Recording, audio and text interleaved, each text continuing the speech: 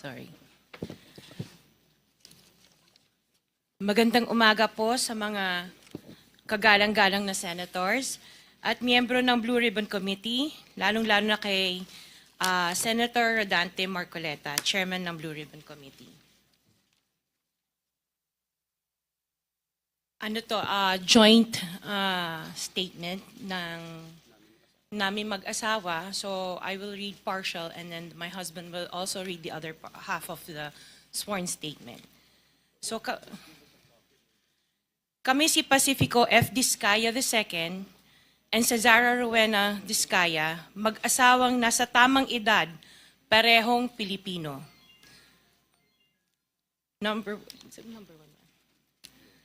Number one, noong 2003, kaming mag-asawa ay tinayo ang kumpanya na pinangalan namin St. Gerard Construction. Ipinarehistro namin ito sa DTI, nakakuha ng contractor's license at nagsimula na lumahok sa mga pribadong construction projects. Number two, kinalaunan nagsimula na rin kami na lumahok sa mga government projects. Natuklasan namin na hindi naging madali ang trabaho sa mga government projects. Madalas mahirap ang paniningil ng bayad at matagal bago kami mabayaran ng gobyerno. Number 4, hanggang dumating ang pagkakataon, lumapit sa amin ang isang kaibigan na si Voltaire Claveria at inalok kaming magkaroon ng proyekto sa national level gamit ang aming lisensya. Number 5, ipinakilala niya ang sarili niya na nagtatrabaho para sa isang congressman at nangakong kapag nagbigay kami ng pera ay makakakuha kami ng proyekto.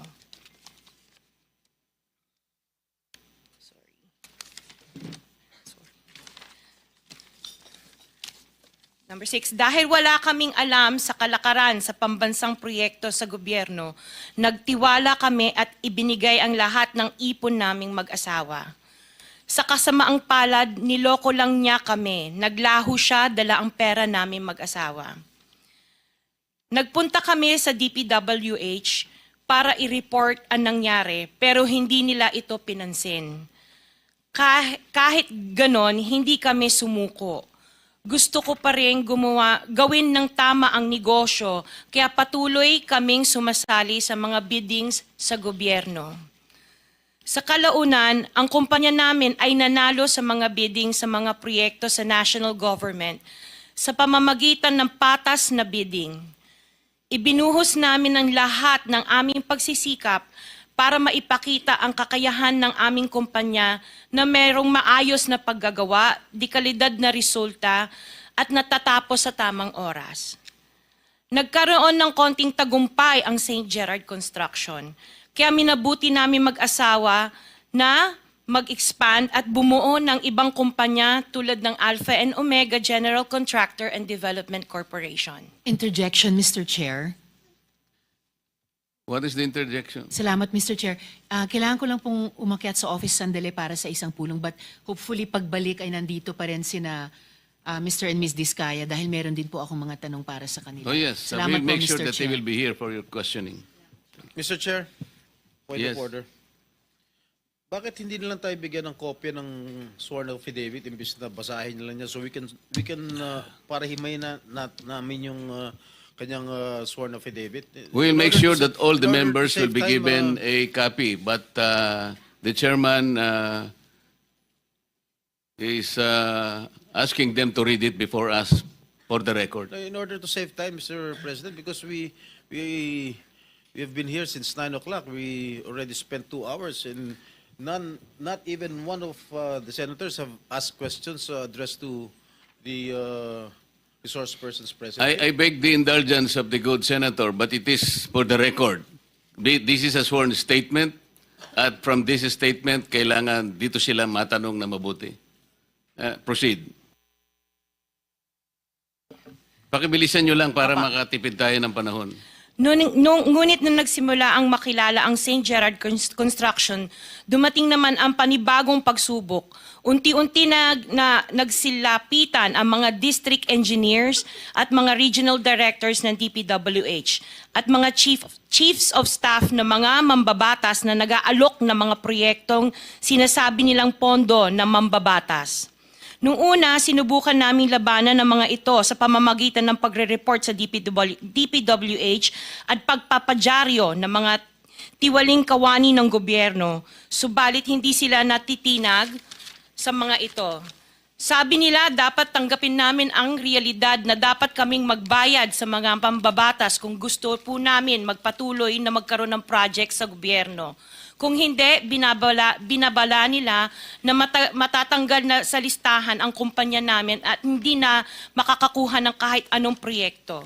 Hindi namin ginusto kailanman na mapasama sa ganitong sistema, pero kailangan namin magpatuloy para sa pamilya at mga empleyado namin. Dahil sa aming paglaban sa mga tiwaling bidding, maraming beses naming naranasan na ma-disqualify ng Bids and Awards Committee ng DPWH na hawak na mga mambabatas na nagpondo sa proyekto. Dahil naiipit na ang aming negosyo, lumulubog na kami sa lumalaking utang ng kumpanya at peligro sa buhay ng aming pamilya. Napilitan kaming makisama sa kalakaran kahit labag sa aming kalooban. Magandang umaga po, Mr. Chair at kagalang-galang na senators at miyembro ng Blue Ribbon Committee, lalong-lalo po kay Senator Rodante Marcoleta. Diretso na. Number 15, sorry po. 16, paulit-ulit kaming ginamit ng mga nasa pwesto sa sistemang ito. Wala kaming magawa dahil kung hindi kami makikisama, gagawa nila ng problema ang project na na-award sa amin sa pamamagitan ng mutual termination o pagkakaroon ng right-of-way problem na parehong nagdudulot ng hindi matuloy ang implementasyon ng mga proyekto. Matapos naming manalo sa mga bidding, may mga opisyal mula sa DPWS ang lumalapit sa amin para humingi at kumuha ng bahagi niya sa halaga ng proyekto. Ang hinihingi nilang porsyento ay hindi bababa sa 10% at umaabot pa sa 25% na naging kondisyon upang hindi maipit ang implementasyon ng kontrata. Ito ay binibigay namin sa kanila ng cash. Ang bawat transaksyon ay may karampatang voucher at ledger na nagsasaad ng mga araw at kung kailan nila ito natanggap. Ilan sa kanila ay sina Terence Calatrava, former Undersecretary of Office of the Presidential Assistant of the Visayas of the Philippines, Kong Roman Romulo of Pasig City, Kong Jojo Ang of Uswag Ilonggo Party List, Congressman Patrick Michael Vargas of Quezon City, Kong Juan Carlos Arjo Aitaide of Quezon City, Nicanor Nicky Briones of Aga Party List, Congressman Marcelino Marcy Teodoro of Marikina, Congressman Florida Robes of San Jose del Monte, Bulacan, Congressman Leandro Jesus Madroño of Romblon, Congressman Benjamin Benji Agarao Jr., Congressman Florencio Gabriel Bemnoel of Anwaray Party List, Kong Leo de Ode Tariela of Occidental Mindoro, Congressman Reynan Arrogancia of Quezon Province, Kong Marvin Rillo of Quezon City, Kong Teodoro Haresco of Aklan, Kong Antonieta Yudela of Zamboanga, Sibugay, Kong Dean Asisio of Caloocan, Kong Marivic Pilar of Quezon City. 21. Mayroon ding mga kinatawa ng ilang politiko na nakikipagtakbo sa amin upang manghingi ng porsyento kapalit ng mga porsyento ng mga proyekto.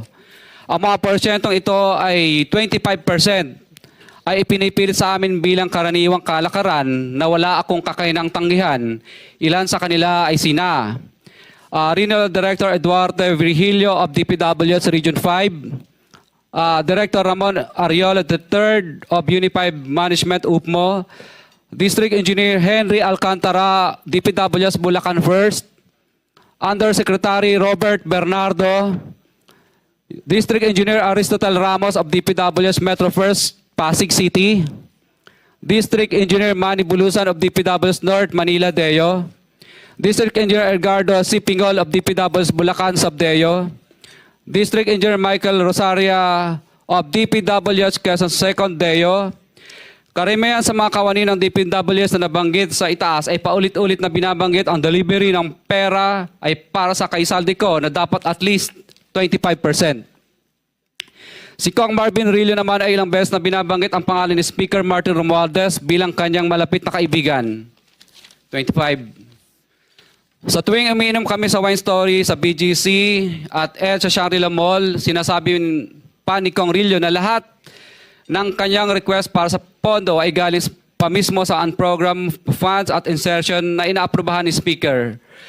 Ang tao ni Marvin Rillo na si Bogs Magalong ang pumupunta sa amin para kunin ang pera sa aming opisina o sa Wine Story.